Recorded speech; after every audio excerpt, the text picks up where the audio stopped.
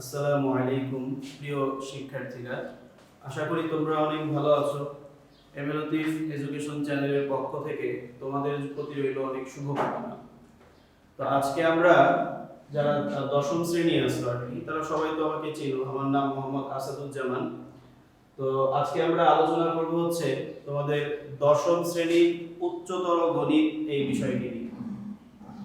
খেয়াল করো, দশম শ্রেণীর উচ্চতর গণিত এই বিষয়টিতে আমাদের সবচাইতে একদম পরিচিত এবং অনেক ইম্পর্টেন্ট, অনেক গুরুত্বপূর্ণ একটি উপপাদ্য হচ্ছে টলেমির উপপাদ্য, যেটা পৃথিবীর সবচাইতে সহজ উপপাদ্য। খেয়াল করো, একটু মনোযোগ দিয়ে খেয়াল করো। প্রথমেই দেখো বোর্ডে এখানে আমার লেখা আছে টলেমির উপপাদ্যটা কি, এটা একটু বোঝার চেষ্টা করো। বৃত্তে অন্তর্লিখিত কোন চতুর্ভুজের কর্ণদ্বয়ের অন্তর্গত আয়তক্ষেত্র ওই চতুর্ভুজের বিপরীত বাহুদ্বয়ের অন্তর্গত আয়তক্ষেত্রের সমষ্টির সমান। প্রশ্নটা কি করছে একটু বোঝার চেষ্টা করো। দেখো আমরা এখানে একটা বৃত্ত এঁকেছি। এই বৃত্তের ভিতরে একটা চতুর্ভুজ আছে হচ্ছে এ বি সি ডি। এই এ বি সি ডি চতুর্ভুজের কর্ণ দুটো হচ্ছে আমার এসি আর হচ্ছে বিডি।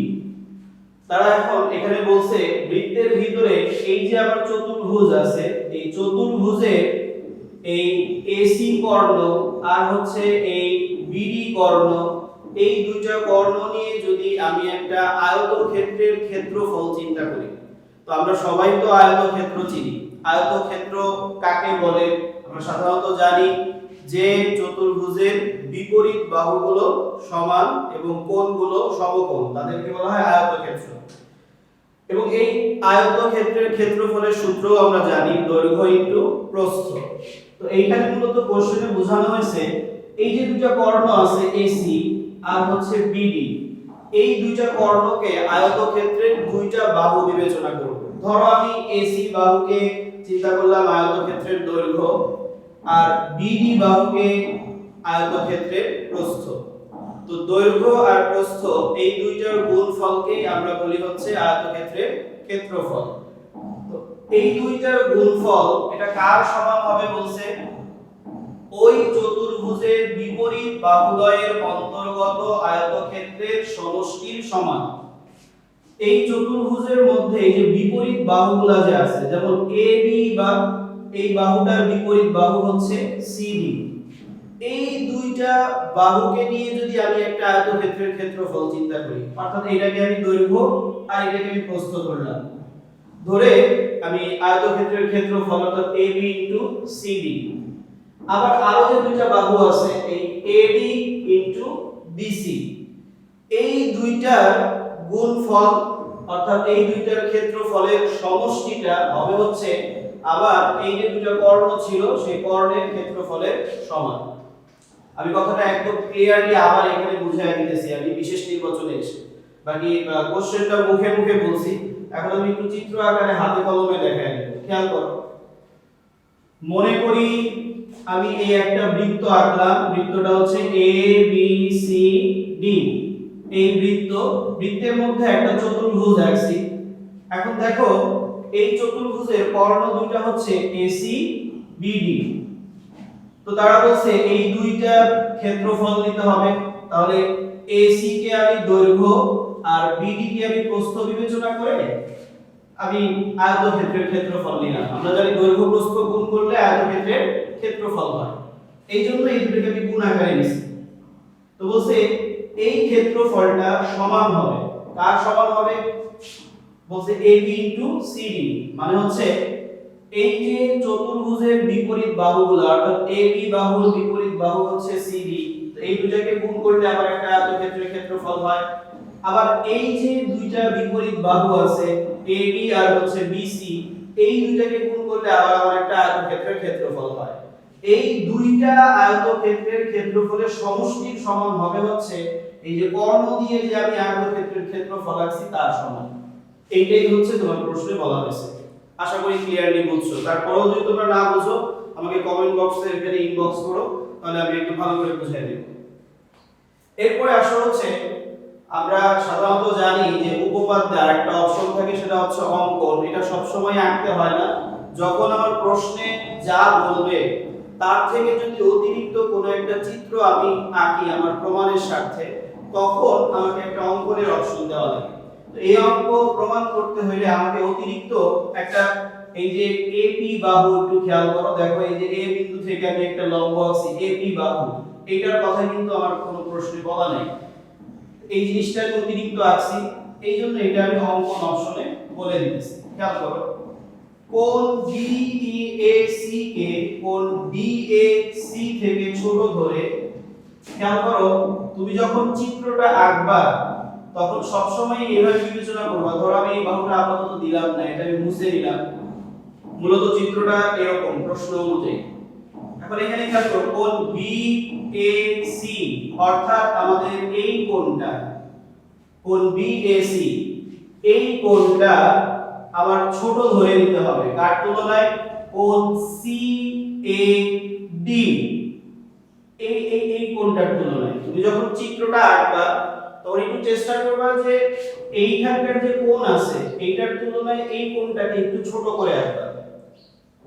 তাহলে দেখো আমি কোণ BAC কে এই কোণ CAD থেকে ছোট ধরে নিয়েছি, ধরলাম এই কোণটা হচ্ছে আবার ছোট এটার তুলনায়। ধরে নিয়ে এই A বিন্দুতে আমি এই যে AD বাহু যেদিকে আছে, এই AD বাহু যেদিকে আছে সেই দিকে হচ্ছে আমি একটা কি করব, কোণ অঙ্কন করব। তো কোণ অঙ্কন করার জন্য এখানে একটা লম্ব টানা লাগে। এখানে জাস্ট P বিন্দুতে তুমি একটা লম্ব টানো, লম্ব টানলে তখন দেখো এই যে কোণ কিন্তু আমার দুইটা হয়েছে, একটা কিন্তু হচ্ছে এই যে এই দিকে আর একটা হচ্ছে এই দিকে, মাঝখানে লম্ব টানার ফলে দুইটা কোণ হয়েছে। তো আমি কোণটাকে বিবেচনা করব, হচ্ছে এই যে AD বাহুর সাথে আমার যে কোণটা আছে, AD বাহুর সাথে এই কোণটাকে আমি বিবেচনা করব। এইটা হচ্ছে আমার বিবেচনাধীন কোণ। অর্থাৎ BAC সমান করে আমি এই DAP এই কোণটা অঙ্কন করব, এই কথাটাই আমি এখানে লিখছি। এবং এখানে এই যে AP বাহুটা টানার ফলে এই AP বাহুটা আমার BD বাহুকে P বিন্দুতে ছেদ করে। এই হচ্ছে আমাদের অঙ্কন অপশন। আশা করি বুঝতে পারছো। এবার আসো আমরা প্রমাণে যাই। আছে হচ্ছে কোণ BAC ইকুয়াল কোণ DAP। প্রথমে আমরা এটা দিয়ে প্রমাণ শুরু করব। এটা কোণ BAC সমান কোণ DAP, এটা আমরা কোথা থেকে পাইলাম? একটু আগে আমরা কিন্তু অঙ্কনে লিখছি যে অঙ্কন অনুসারে যে এই দুইটা কোণ সমান। তাহলে পরের লাইনে খেয়াল করো, কোণ BAC এই কোণ আর হচ্ছে কোণ DAP এই কোণ, দুইটা কোণের মাঝখানে কিন্তু আছে হচ্ছে আমার, বোঝার জন্য একটু নিচে যে দুইটা কোণের মাঝখানে হচ্ছে এই কোণটা আছে। খেয়াল করো সবাই যে CAP এই কোণটা কিন্তু এই দুইটা কোণের মাঝখানে আছে। তাহলে আমি এই দুইটা কোণের সাথে মাঝখানের এই কোণটা যোগ করে দিছি। দেখো কোণ BAC এর সাথে কোণ CAP, এই যে এই কোণটা যোগ করে নিছি। DAP এর সাথেও আমি এই যে এই কোণটা যোগ করে নিছি। ক্লিয়ার? একদম সহজ, এটা মুখস্থ হয়ে কিছু না। তারপরে খেয়াল করো এখন এই BAC কোণটা, BAC এই কোণটা আর হচ্ছে CAP এই কোণটা, এই দুইটা কোণ মিলে আমার এই বড় কোণটা হয়, এই পুরো কোণটা হয়। এই পুরো বড় কোণটার নাম কি হয় তাহলে? BAC, পুরোটা BAP, যদি পুরোটা নেই একদম এই বড় কোণটা, তাহলে হয় হচ্ছে কোণ BAP। এরপরে আসো এই পাশে এই দুটো যদি যোগ করি, কোণ DAP এই কোণটা যোগ করলে এই বড় কোণটা যে পাই, এই বড় কোণটা যে পাই, এই পুরো কোণটার নাম হয় হচ্ছে DAC, অথবা এইভাবেও বলতে পারো CAD। ক্লিয়ার? তাহলে এই দুটো কোণ মিলে হয় BAP আর এই দুটো মিলে হয় CAD। এখন আসো আমরা ত্রিভুজ ABP এই ত্রিভুজটা নিব, ABP এই ত্রিভুজটা, আর হচ্ছে ত্রিভুজ ACD এই ত্রিভুজটা, এই দুইটা ত্রিভুজ নিব। এখন তোমরা বলতে পারো যে আপনি এই ত্রিভুজটাই আপনি সরাসরি দিলেন কেমনে? আমাদের উপপাদ্যের ক্ষেত্রে এই জিনিসটা একটু প্যাচ লাগে বেশি, বা আকসার স্টুডেন্ট এটা মুখস্থ করে রাখে যে না এখন আমার এই দুটো ত্রিভুজ নিয়ে অঙ্ক করতে হবে। মুখস্থের কিছুই না, তুমি খেয়াল করো, আমি তোমাকে একটা ক্লু দেই মনে রাখার জন্য। তুমি এই যে এইখানে যে কিছু ক্যালকুলেশন করছো, একদম নিচেরটা দেখো, এই কোণ বিএপি আর কোণ সিএবি, এই যে কোণ, তুমি এই দুইটা কোণ ধরে তুমি এই দুইটা ত্রিভুজ দিতে পারো।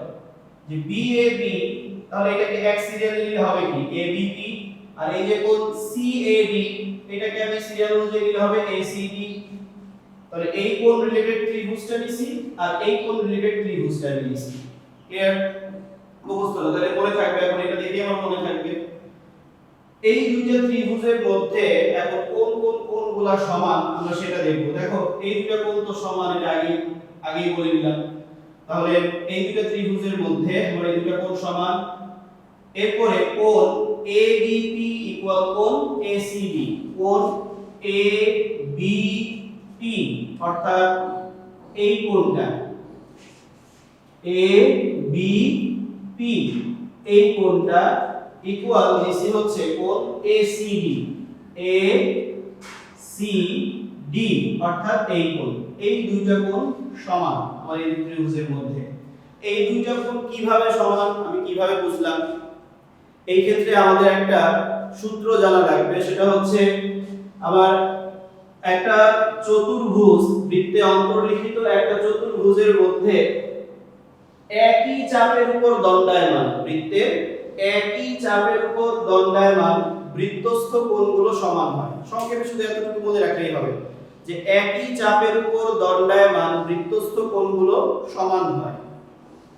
তুমি খেয়াল করো, আমি যদি এখানে AD, এই বৃত্তচাপটা নেই, এই যে AD এতটুকু বৃত্তচাপ, খেয়াল করো AD চাপ তো বুঝি আমরা যে একটা বৃত্ত থেকে কোন একটা অংশ যদি আমি কেটে নিই তাহলে সেটাকে বলা হয় হচ্ছে চাপ। তাহলে খেয়াল করো, আমি এই চাপের উপরে, আমি এমনিতে একটা চিত্র বানায় নিই। ধরো এই চাপের উপরে আমি এখানে একটা কোণ আঁকলাম, এই চাপের উপর কেন্দ্র করে এখানে আমি একটা কোণ আঁকলাম। আবার ধরো এই চাপের উপর কেন্দ্র করে আমি এখানে আরো একটা কোণ আঁকলাম। তাহলে তুমি খেয়াল করো, এখানে আমি যে চিত্রটা আঁকছি, এই চিত্রে দেখো এই একই বৃত্তচাপের উপরেই কিন্তু এই দুইটা কোণ অবস্থিত। তাহলে আমি তখন বলতে পারবো এই দুইটা কোণ পরস্পর সমান। তাহলে এই চিত্রে এখন খেয়াল করো, আমি একই চাপ নিলাম হচ্ছে AD, এই AD এর উপরে তুমি একটু তাকায় দেখো তো, এই যে AD এর উপরে খেয়াল করো, এই হচ্ছে আমার এই কোণটা হয় AD এর উপরে, দেখছো এই কোণটা কিন্তু আবার AD চাপের উপরে দণ্ডায়মান।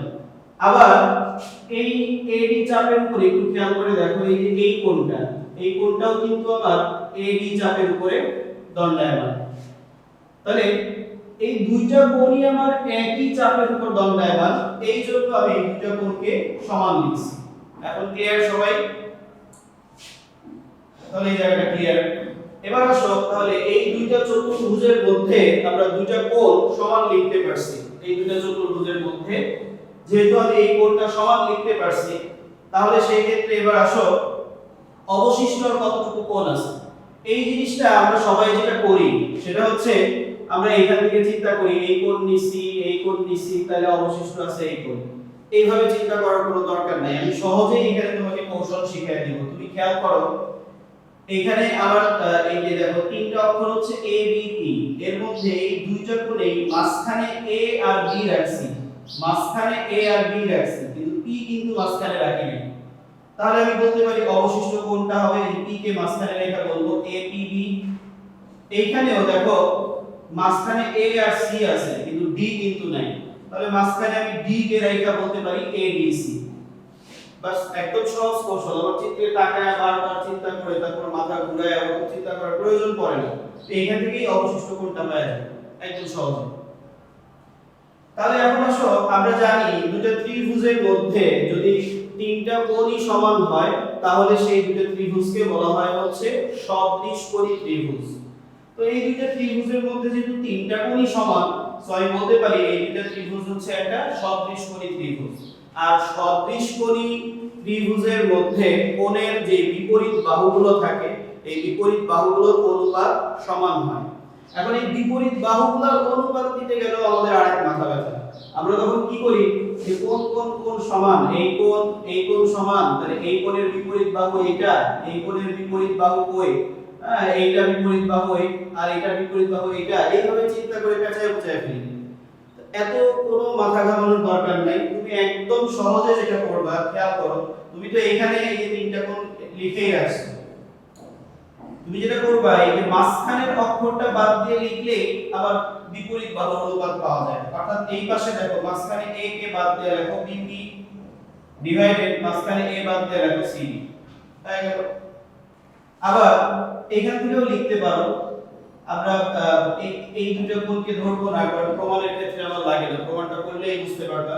এরপরে যে এইখানে যে কোণটা আছে দেখো মাঝখানে p বাদ দাও হবে ab, মাঝখানে d বাদ দাও হবে ac। বাস সহজে, কোনো কিছু বোঝার দরকার নেই। এই যে কোণ দুটো সমান নিছো, মাঝখানের অক্ষর বাদ দাও, বাদ দিলে থাকে bp, এই পাশ থেকেও মাঝখানের অক্ষর বাদ দাও থাকে c ইকুয়াল। এবার এই কোণ থেকে মাঝখানের p বাদ দাও ab, তারপরে হচ্ছে মাঝখানের d বাদ দাও ac। ইচ্ছা করলে তুমি এইখান থেকেও দিতে পারো, ওইখান থেকেও প্রমাণ হবে একই, তুমি তিনটা কোণই একসাথে দিতে পারো, কিন্তু আমার দরকার নাই এটা, এইজন্য আমি আর ওটা নিলাম না, এটা স্কিপ করলাম, এই দুটো থেকেই করলাম। এখন এই আর কোণ পদ্ধতি তো সবাই জানো, যে আমার এই ab আর cd এই দুটো পরস্পর আর গুণ হইছে, আর ac আর bb পরস্পর আর গুণ হইছে। এখন এখানে তুমি চিন্তা করতে পারো যে আমি আর গুণ করে কোনটা আগে রাখবো, এটাও তো আমার প্যাচ লাগে, এটাও তো মুখস্থ করা লাগে, যে ওইটা ওই পাশে রাখতে হবে, ব্যাপারটা তা না। তুমি প্রমাণে খেয়াল করবা, তোমার প্রমাণের মধ্যে দেখবা যে এই abcd টা ওই পাশে আছে, এই জন্য এই আর গুণ করে এটাকে ওই পাশে দিছি। এতটুকু ক্লিয়ার? এরপরে আসো আমরা আরেকটা ত্রিভুজ, আরো দুইটা ত্রিভুজ দেব, ত্রিভুজ ABC ও ত্রিভুজ ADB। এই দুইটা ত্রিভুজে এখন তুমি এই দুইটা ত্রিভুজ কিভাবে নিবা, কেন নিলাম, কি কারণে নিলাম, তুমি দেখো এটা মনে রাখার জন্য একটু মনে রাখবা হচ্ছে এই যে শুরুতে আমি অঙ্কনে দুইটা কোণ সমান রাখছিলাম, এই দুইটা কোণ রিলেটেড দুইটা ত্রিভুজ তুমি খুঁজে নিবা। দেখো এখানে কোণ আছে BAC, তাহলে তুমি এটাকে সোজা করে চিন্তা করে নাও ABC, আর এখানে আছে DAP, তাহলে এটা নাও ADP।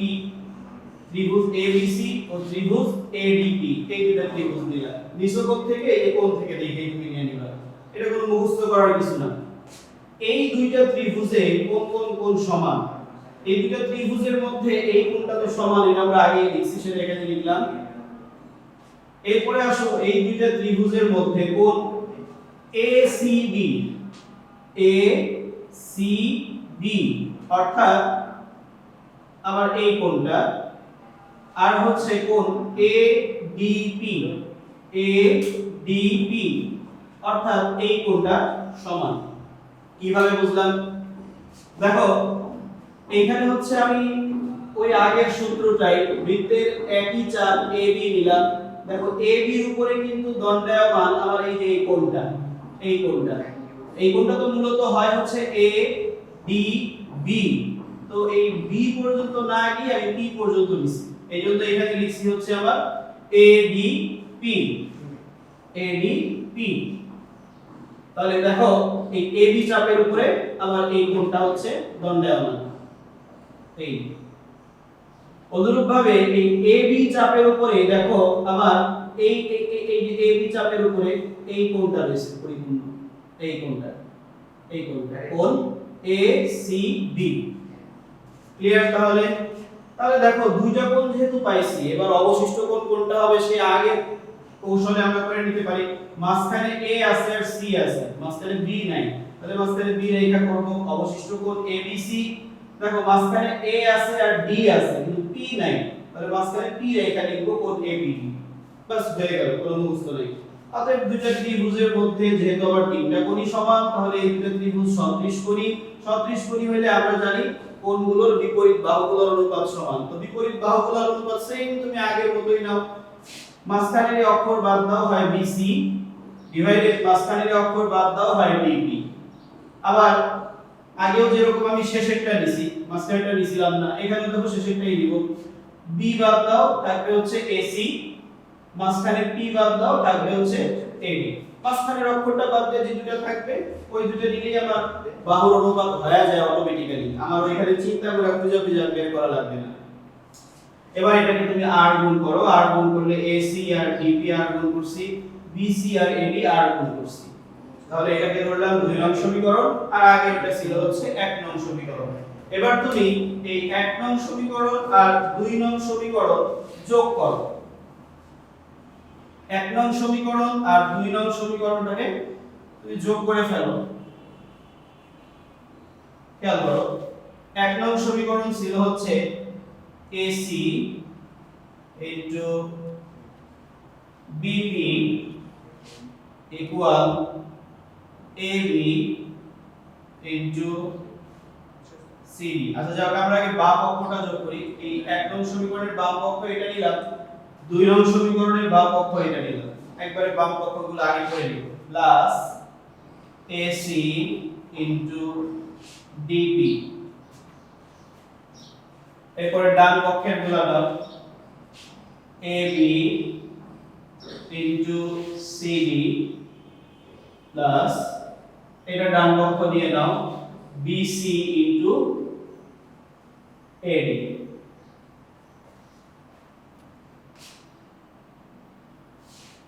এবার আসো খেয়াল করো এখানে দুই পাশে আমার AC আছে, তাহলে আমি একটা AC কমন নিতে পারি, থাকে হচ্ছে BP প্লাস DP, আর ওই পাশে AB into CD plus BC into AD। এখন দেখো আমাদের প্রমাণ কিন্তু হয়ে গেছে। এখন খেয়াল করো AC আর BP প্লাস DP, দেখো এই দুটো মিলে কি হয়, এই BP প্লাস DP, খেয়াল করো এই যে এখানে আমার B বিন্দুটা ছিল একটু মুছে গেছে, সরি, এই BP আর হচ্ছে DP এতটুকু আর এতটুকু যোগ করলে পুরোটা হয় কি BD, তাহলে আমরা এই জায়গায় লিখতে পারি ইনটু BD, আর হচ্ছে AB into CD plus BC into AD। বাস এটাই আমার প্রমাণ ছিল, প্রমাণিত। তো প্রিয় শিক্ষার্থীরা, আশা করি তোমরা অঙ্কটা খুব ভালোভাবে বুঝছো এবং এটা অনেক ইজি একটা অঙ্ক। আমি তোমাদেরকে কথা একটু বেশি বলছি এই কারণে যেন ভালো করে বুঝো, এবং এখানে যে কৌশলগুলো আমি তোমাদেরকে ধরায় দিলাম এটা যদি খেয়াল করো তাহলে এই অঙ্কের চেয়ে সহজ কোনো অঙ্ক এই পৃথিবীতে আর থাকবে না। আশা করি তোমরা ভালোভাবে বুঝছো। আর তোমরা আরেকটা কাজ করবে, সেটা হচ্ছে তোমাদের কোন অধ্যায়ে, তোমরা ক্লাস 10 এ যারা আছো কোন অধ্যায়ে তোমাদের সমস্যা বেশি এটা আমাকে কমেন্ট বক্সে জানায় দিবা। তো নেক্সট ডে আমি ওই অধ্যায়ের উপরে বেশি আলোচনা করব। সবাই ভালো থাকো, সুস্থ থাকো।